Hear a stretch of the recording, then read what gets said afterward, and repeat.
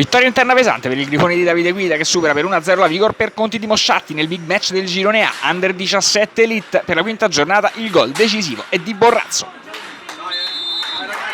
Prima parte di gara piuttosto avara di emozioni, prova il Grifone per primo da calcio di punizione al quarto d'ora, poi la Vigor è velenosa con l'1-2 composto da Duracci e Beltrammi, il numero 3 prova la conclusione di sinistro, para Caruso.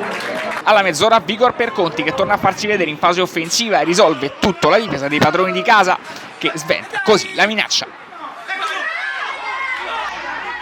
Grifone che passa in vantaggio al 31esimo, apre tutto Borrazzo, la sfera arriva a Carboni, il cross basso è ancora per il numero 11 che tocca quanto basta, palla in rete e 1-0 per il Grifone.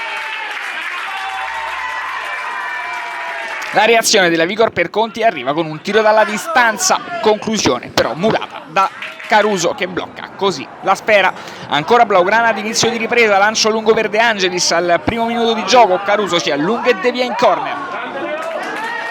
Blaugrana che adesso spingono e su calcio di punizione creano qualche pericolo.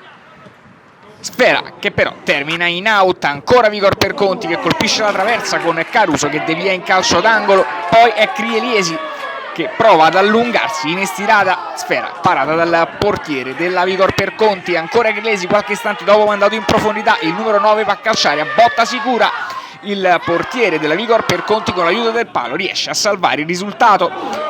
Vigor Perconti che torna a farsi vedere alla mezz'ora, palla che termina alta sopra la traversa, poi fa tutto Crielesi, va via sul difensore, entra in area e prova la conclusione di destro, pallone che si stampa sulla traversa nel finale calcio di punizione difensivo per il Grifone. Caruso tocca il pallone con le mani dopo la battuta ed è cartellino rosso per fallo di mano fuori dall'area di rigore. Grifone che resta dunque in inferiorità numerica, ma non accade più nulla, così tra Grifone e Vigor è 1-0.